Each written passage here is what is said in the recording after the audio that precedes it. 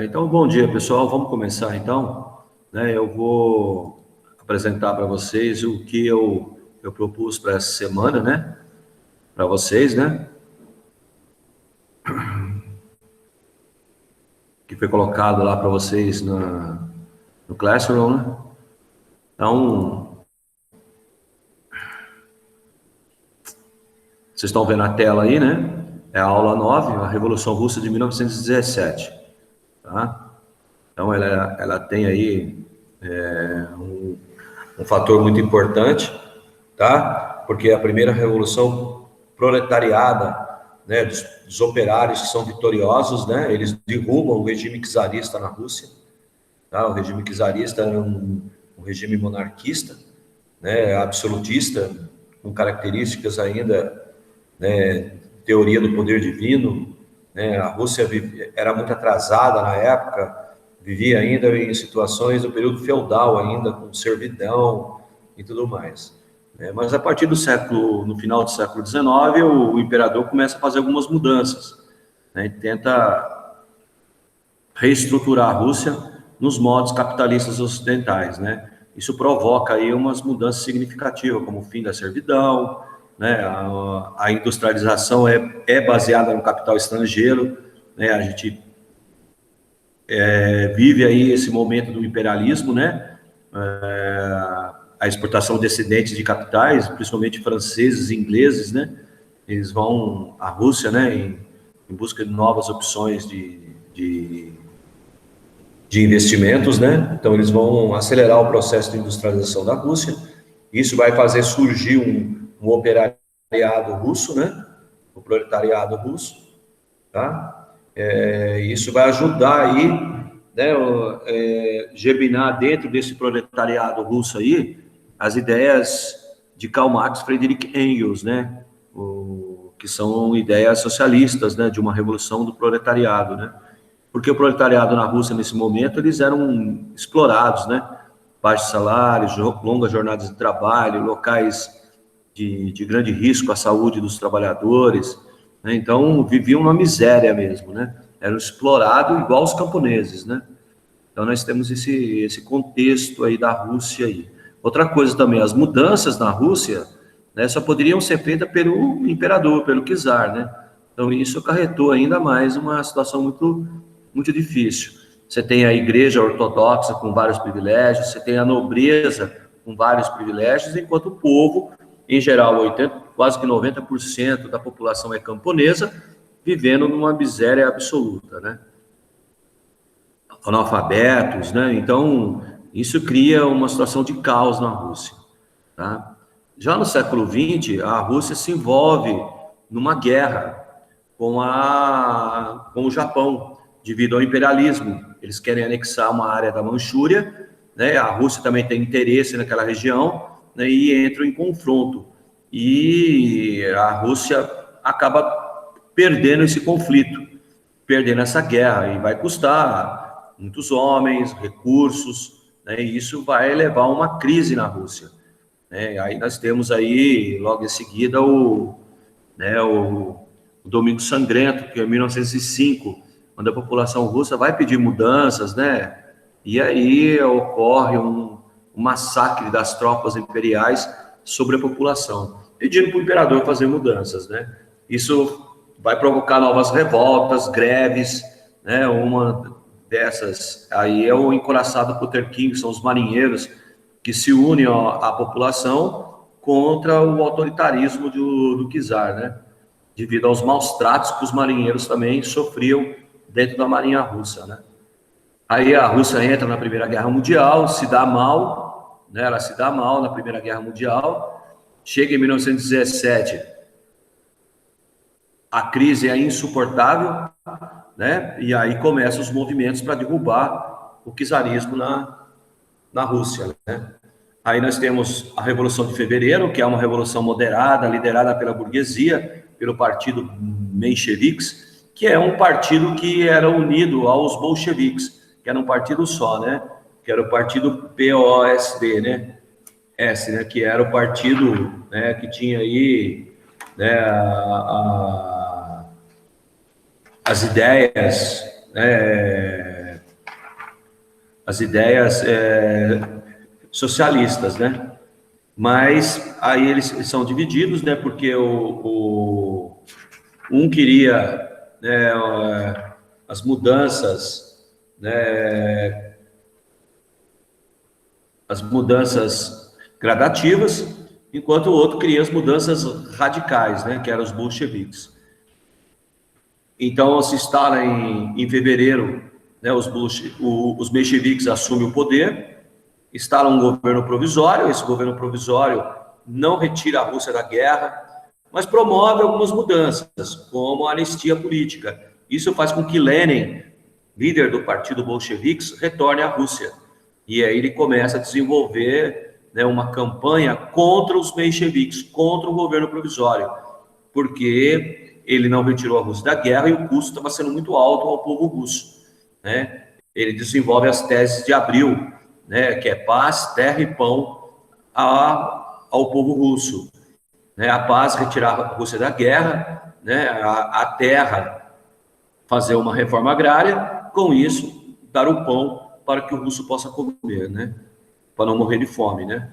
Então, mas ele começa a fazer a campanha dele através de trens, ele viaja a Rússia inteira fazendo essa campanha, chamando os camponeses, até os militares e os operários a se unir à causa bolcheviques, né? E chega em outubro, ele tem esse apoio, eles derrubam os mencheviques do poder e os bolcheviques assumem o poder, né? E implantam o socialismo na Rússia, com várias mudanças.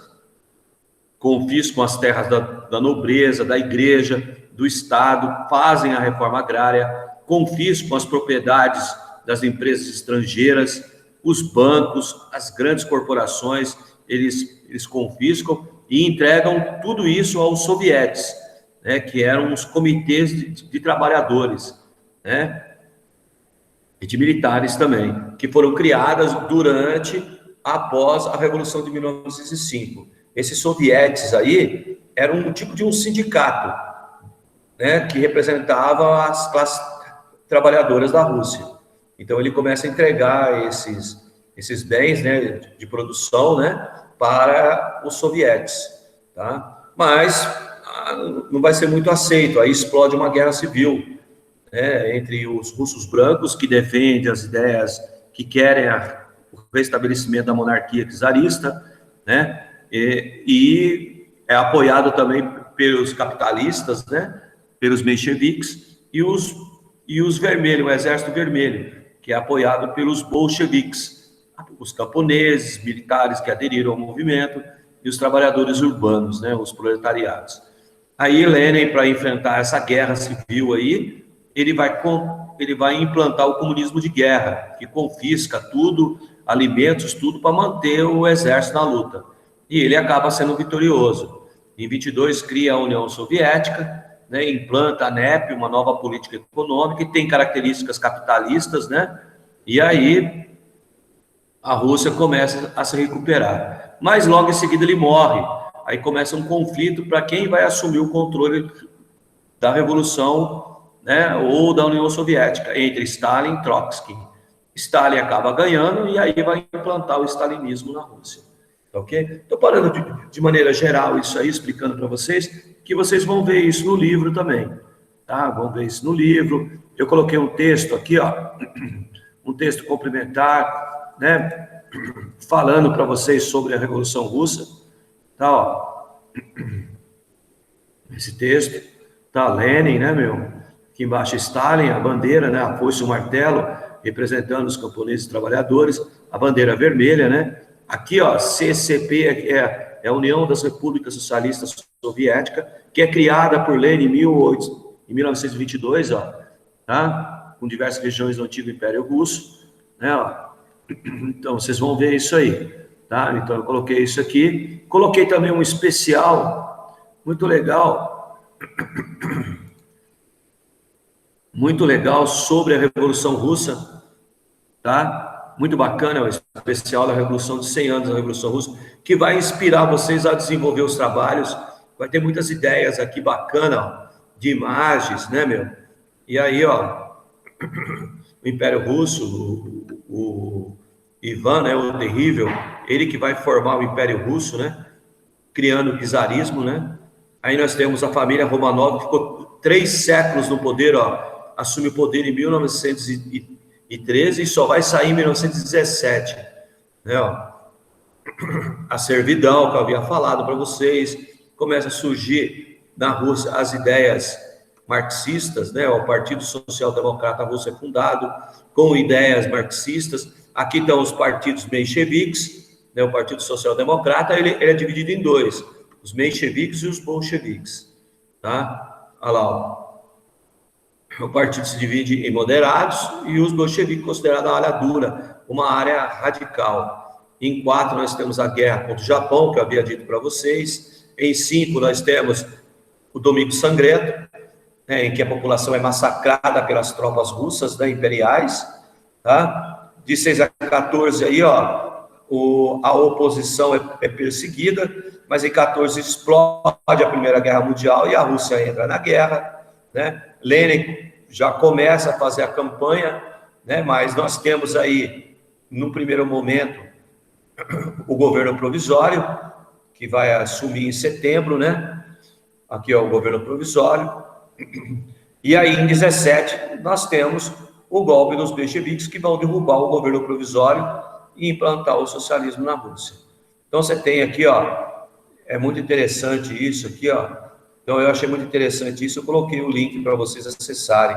Tem até uma piadinha aqui, ó, uma charge aqui muito legal de 100 anos da Rússia. Ok? Acho que vai ficar muito legal isso para vocês entenderem aí. Coloquei um infográfico aqui, ó, um infográfico muito legal sobre filmes referente à Rússia, sobre esse momento histórico da Rússia, né, que é significativo, tá? Que é significativo, que é os 10 dias que abalaram o mundo, que é escrito por um escritor americano, né? O Warren Bert, né? Ele que escreve esse livro, tá? Tem até o filme também, ó. Isso aqui é o livro, isso aqui é o filme. Tem o Encoraçado por Luther King também, que é o filme sobre a revolta dos marinheiros durante as revoltas de 1905, ou do Domingo Sangrento, tá? Nós temos outro filme também, que é o Assassinato de Trotsky, que foi derrotado por Stalin, né? Aí nós temos um outro filme também muito legal, que é um livro também famosíssimo, chamado Dr. Zhivago, tá? E aqui nós temos o fim da União Soviética, que é uma leitura também, que é interessante, quem quiser se interessar, mas eu coloquei isso aqui, né? Acho que vai ser bacana para vocês. Aí eu postei uma atividade. Vamos na atividade agora. Nós temos uma atividade aqui, que é o Jamboard, que vocês vão criar, né? Eu já até coloquei o título. Vocês podem criar em 2 lâminas, né? Fazer 2 apresentações, né? Com imagens referente à Rússia. Não esqueçam, se vocês forem montar, ou eu vou montar na sequência, não esqueçam de montar os antecedentes, para depois montar o processo revolucionário. Acho que vai legal. Então, eu coloquei para vocês montarem com imagens e frases sobre a Revolução Russa, tá? Isso aqui é a primeira atividade. A segunda atividade é a atividade do livro, tá? Ó, da página 67. Vocês têm que escrever aqui, tá? Ó, né, ó. Já fiz até o quadro aqui para vocês, né? Vocês podem escrever aqui, ó.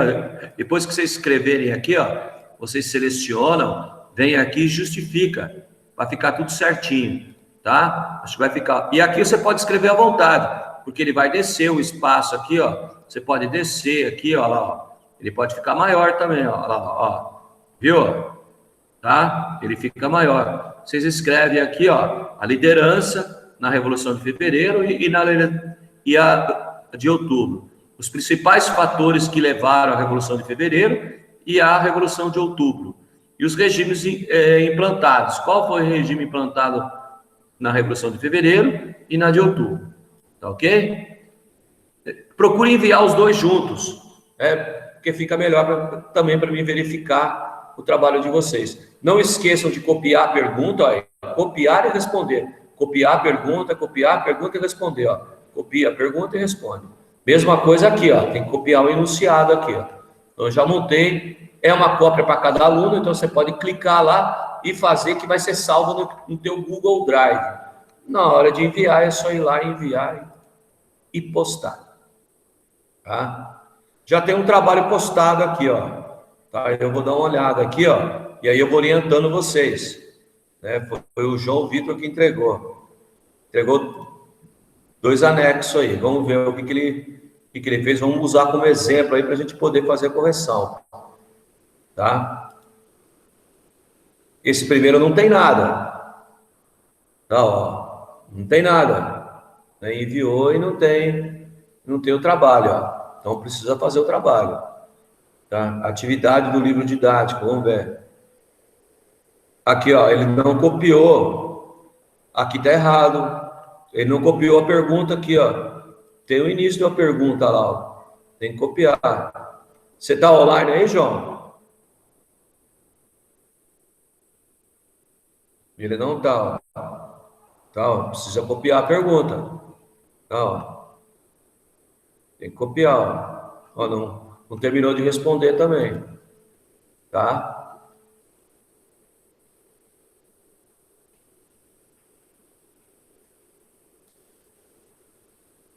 Então, pessoal, entendeu o que é para vocês fazerem? Entenderam um pouco, né, compreenderam um pouco dessa temática, porque vocês só vão compreender mesmo, vão entender isso que eu falei a partir do momento que começarem a fazer a leitura, né?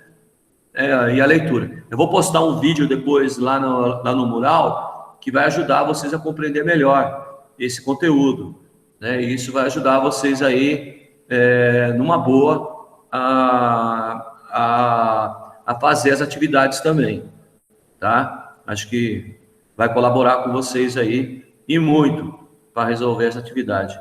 Só um minutinho que eu vou exibir ele para vocês aqui. Colocar uma guia aqui, ó. Eu acho que vai ser legal. Deixa eu voltar ele aqui. A Revolução Russa marcou a história da humanidade, mas para entendermos melhor, precisamos voltar lá para o início do século XX. A Rússia estava extremamente atrasada, vivendo de uma forma quase feudal. Era praticamente um país rural, ainda concentrando 80% da sua economia na agricultura. Enquanto isso, os países vizinhos na Europa já estavam super embrasados no processo industrial.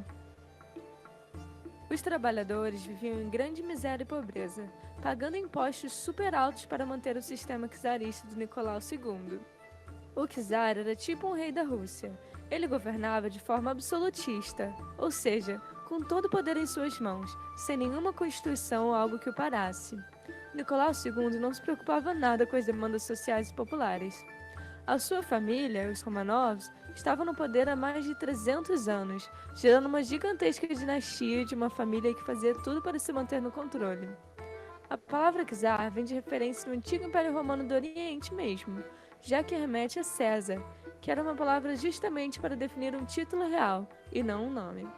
Assim, em meados de 1890, o czar cansa de ficar para trás em relação aos outros países e decide fazer a transição para o sistema industrial, o que acabou sendo feito de uma forma rápida e desorganizada. Além disso, o Império Czarista gastava boa parte do seu orçamento com guerras, como a Guerra Russo-Japonesa. Revoltados com as condições miseráveis que viviam, sem saneamento, comida e condições dignas de trabalho, o povo decidiu ir às ruas manifestar na frente do Palácio de Inverno, onde eles planejavam entregar uma carta de reivindicações por melhorias nas condições de trabalho. Mas o que era para ser um domingo legal com a família se tornou uma tragédia. A Guarda Real fuzilou milhares de manifestantes. Quem mandou a ordem de massacrar os protestantes ainda é uma grande polêmica, mas é fato que o czar nem estava no palácio no dia. O que importa é que o massacre, que ficou conhecido como Domingo Sangrento, provocou uma série de protestos ao redor do país inteiro. Além disso, no mesmo ano, marinheiros russos que sofriam com castigos físicos e eram servidos carne podre, não aguentando mais as condições de vida, se rebelaram contra o poder dos comandantes do czar, tomando um navio de guerra. A coisa ficou feia para o Nicolau II, que para amenizar o caos propôs em outubro as leis fundamentais, que serviam como uma constituição, e a Duma, que seria um parlamento nacional, mostrando certa abertura política, mas no final ele a dissolveu. Essas medidas acalmaram o povo por um tempo, mas com a chegada da Primeira Guerra Mundial, em 1914, eles se agitaram novamente. O exército russo não tinha nenhuma preparação para ir à guerra ao lado da Tríplice Entente. Os russos estavam sendo derrotados todas as vezes, e porque os alimentos e materiais estavam sendo voltados aos soldados, a população entrou em uma crise de abastecimento, fome e inflação. Com a Rússia em extrema miséria e crise, o povo viu no comunismo uma forma de levantar o país das cinzas. Resumidamente, o comunismo é uma doutrina política e econômica com o objetivo de dar fim às lutas de classes e promover a igualdade social, por meio do fim da propriedade privada e a coletivização dos meios de produção. Os nomes por trás dessa ideologia utópica são Karl Marx e Friedrich Engels, e para você entender melhor, eu recomendo que assista esse vídeo aqui. Na Rússia, estava se movimentando um grupo que se pautava nessas ideias marxistas, o Partido Operário Social Democrata Russo, o POSDR, sob a principal liderança de Vladimir Lenin. Porém, dentro do Partido Operário Social Democrata Russo, o pessoal ainda tinha ideias muito diferentes, por isso se dividiram entre mencheviques e bolcheviques. Os mencheviques eram minoria e acreditavam que tudo deveria ser levado com mais calma e moderação. Primeiro, a burguesia deveria tomar o poder e desenvolver o país, por meio de uma reforma industrial capitalista profunda, enterrando o regime czarista. E só depois, os operários deveriam seguir com a Revolução Comunista, sem a ditadura do proletariado. Porém, os bolcheviques, que eram a maioria, não estavam com paciência para aliança com a burguesia, não. Eles queriam era a revolução, o governo do proletariado, controlado pelos trabalhadores diretamente. Eles contavam com o apoio dos camponeses, que eram tão oprimidos como eles pelo regime czarista. As tensões cresceram mais ainda, o que fez o povo se rebelar e se juntar ao movimento revolucionário, forçando a saída do czar Nicolau II em fevereiro de 1917, que ficou conhecido como a Revolução de Fevereiro. Assim, foi formado um governo provisório, onde o parlamento, de maioria burguesa, assumiu. Nessa época, eles estavam promovendo pouca participação política dos sovietes, que eram conselhos de operários ao redor da Rússia, sendo o maior o de Petrogrado, o que era a capital e que hoje em dia é a cidade de São Petersburgo. Porém, as ações políticas e a manutenção do país foram um desastre, e eles não atenderam a principal demanda do povo, tirar a Rússia da guerra. Dessa forma, Lenin publica as Teses de Abril, onde ele defendia paz, pão e terra, além de todo o poder aos sovietes. Com paz, Lenin dizia tirar a Rússia da guerra. Com pão, resolver a escassez de alimentos. Com terra, a distribuição das terras aos camponeses, por meio de uma reforma agrária. Essas propostas se tornaram muito populares pelo país inteiro, conquistando grande apoio ao redor dos sovietes. Assim, no dia 25 de outubro de 1917, os bolcheviques tomam os prédios governamentais e outros pontos estratégicos, declarando o governo bolchevique e a implantação do socialismo. A primeira medida deles para recuperar a economia russa foi de fato tirar o país da guerra, mas para isso tiveram que assinar o Tratado Brest-Litovsk, realizando enormes concessões de terras para alemães e turcos. Lenin também aplicou medidas bem autoritárias, como o fim dos outros partidos políticos. Agora, o Partido Comunista era o único todo-poderoso. Além disso, ele cumpriu suas promessas de alimentar a população e redistribuir as terras. Mas você acha que todo mundo aceitou de boa? Claro que não. Houve uma resistência enorme contra a Revolução Bolchevique, explodindo em uma guerra civil. O Exército Branco era feito dos opositores, principalmente monarquistas que queriam a volta do czar, e conservadores, como a antiga elite russa e membros da nobreza. Também contavam com os mencheviques. Já o Exército Vermelho, por outro lado, foi um exército bolchevique formado às pressas para derrotar as forças rebeldes. Para vencer a Guerra Civil, Lenin implantou uma série de medidas chamadas de comunismo de guerra, estatizando todos os setores da economia e confiscando a produção dos agricultores e das indústrias para sustentar o Exército Vermelho. Isso fez que a Rússia caísse ainda mais na pobreza, inflação, fome, além da morte de milhões de camponeses e forte repressão aos opositores. No final das contas, o Exército Vermelho venceu, e Lenin fundou em 1922 a União das Repúblicas Socialistas Soviéticas, a URSS. E para recuperar a economia, que estava arrasado pela guerra, Lenin cria a NEP, a Nova Política Econômica, onde o governo decidiu voltar com algumas práticas capitalistas. Eles permitiam entrada de capital estrangeiro, investimento em empresas privadas no setor do comércio, liberdade para os camponeses de comerciar parte da sua produção, entre outras. A NEP foi uma medida desesperada da União Soviética para recuperar suas forças, principalmente aumentando a produção agrícola do país e alimentando o povo. Em 1924, Lenin morre sob circunstâncias muito suspeitas, criando um vácuo no poder e uma polêmica de quem seria seu sucessor. Ele deixou uma carta dizendo que queria que sua posição fosse tomada por seu fiel amigo e figura heróica Leon Trotsky, e não Stalin, um militar de alto cargo que também fazia parte do Partido Comunista. Esses dois eram inimigos mortais e defendiam ideias completamente diferentes. Trotsky acreditava que a União Soviética não sobreviveria sozinha, que eles precisavam expandir o socialismo para o mundo, a revolução permanente. Já Stalin acreditava que a prioridade da União Soviética deveria ser se fortificar e se isolar, o socialismo de um país só. Mas olha só o que aconteceu. O testamento de Lenin foi abafado por Stalin, que já era muito influente no Comitê Central.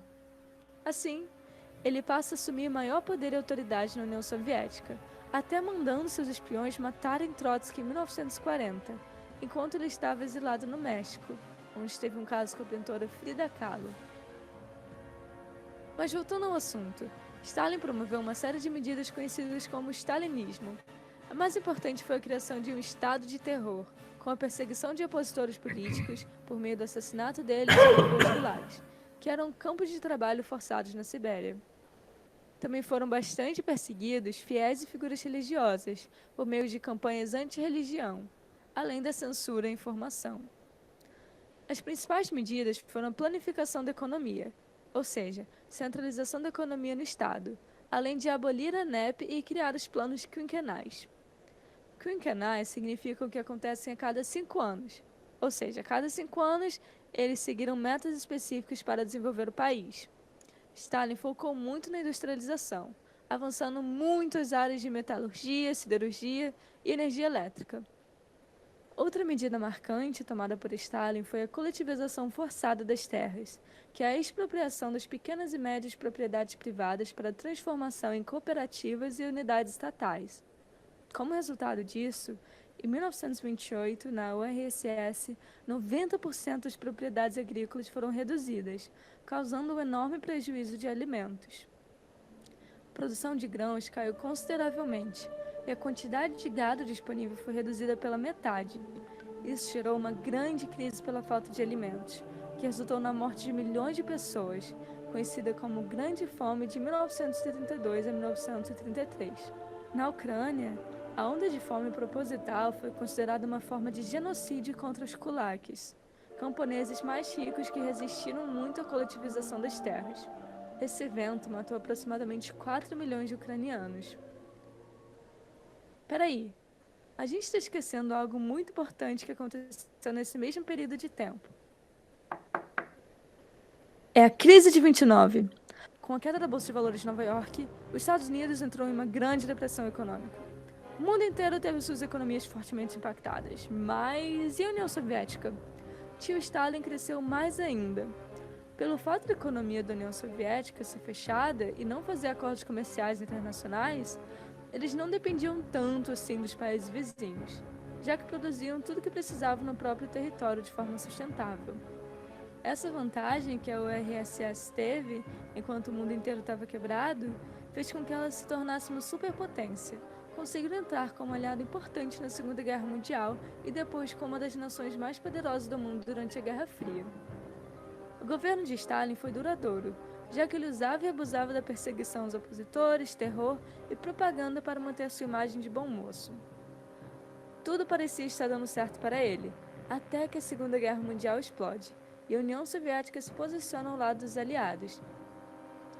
Novamente, o mesmo inverno russo que derrotou Napoleão deu uma ajudinha para as tropas soviéticas ao enfraquecer as tropas alemãs. No entanto, a vitória da União Soviética custou a vida de aproximadamente 16 milhões de russos, caminhando o país para uma enorme crise, de novo, já que todos os recursos estavam sendo utilizados para a guerra. Mas para ver o que aconteceu ao decorrer dos 74 anos da União Soviética, você precisa entender sua parte.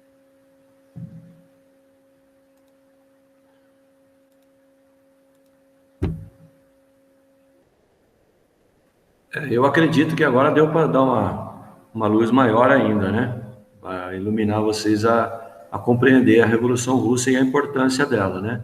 É a primeira revolução onde os operários, os proletariados, né? Camponeses e proletariados são vencedores, né? Ganharam o conflito contra o regime czarista, implantaram um regime socialista, seguindo as ideias de Karl Marx, Friedrich Engels, né? Que é o processo revolucionário, né, a revolução proletariada e depois a implantação da ditadura do proletariado, né, para que chegasse ao comunismo, né. Mas a gente viu que na Rússia se implantou um regime autoritário, né, sem liberdade de expressão, sem democracia, né, perseguindo e eliminando as pessoas que faziam oposição ao novo regime que foi instalado, que era o regime socialista, né. A gente viu que a Rússia entrou numa guerra perdida, e essa guerra perdida levou o fim da monarquia na Rússia, né? Ocasionando aí a chegada ao poder dos socialistas, né? Então, acho que vai iluminar vocês aí, vai dar para vocês fazerem tranquilamente essas atividades, né? Até o vídeo aí, ele tem muitas imagens que vocês poderão utilizar na hora de montar o Jamboard lá, né? E as frases também, acho que vai ficar legal. Tá ok? Vocês têm alguma pergunta? Arthur, Brenda, Gustavo, Isabela, Luiz? Deu para... Aí, qualquer dúvida, a gente vai entrando em contato, né? Eu vou estar aí disponível para vocês amanhã no primeiro horário, se quiserem falar comigo, tá? É um atendimento, não é aula, é atendimento, né? É diferente de aula, né? Hoje nós estamos tendo uma aula, né? Estou explicando para vocês tudo o que vocês deverão fazer durante a semana. Amanhã é para tirar dúvidas. Se alguém quiser, não pode esquecer que vocês têm aula, né? Eu não sei se vocês terão a primeira aula amanhã, mas se tiver, vocês devem frequentar a aula que o professor marcou na terça-feira no primeiro horário, tá? Qualquer coisa, manda pelo celular também. Eu estou na sala de vocês, né? Eu sou professor da sala de vocês. Vocês podem mandar pelo celular e podem mandar pelo mural também. O legal é vocês se comunicarem comigo através do mural, tá? Acho que vai ser mais bacana. Tá ok? Arthur, tem alguma pergunta? Brenda, tem alguma pergunta, Brenda?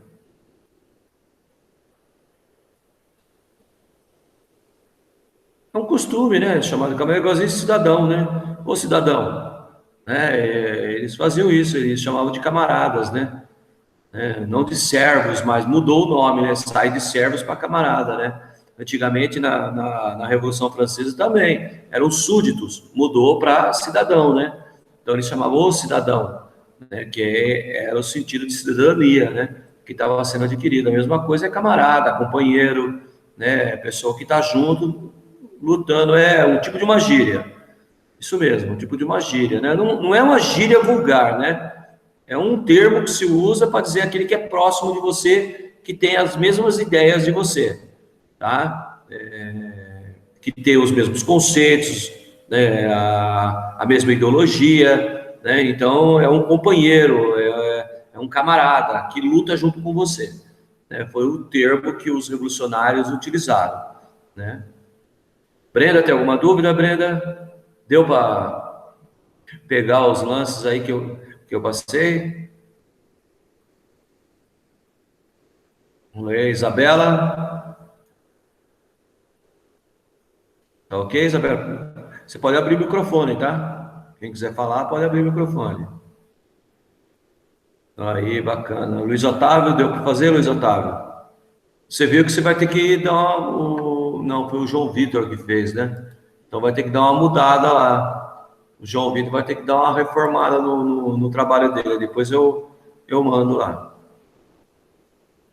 Então, falou para vocês, um bom dia, tá? E a gente se encontra aí durante a semana, tá ok?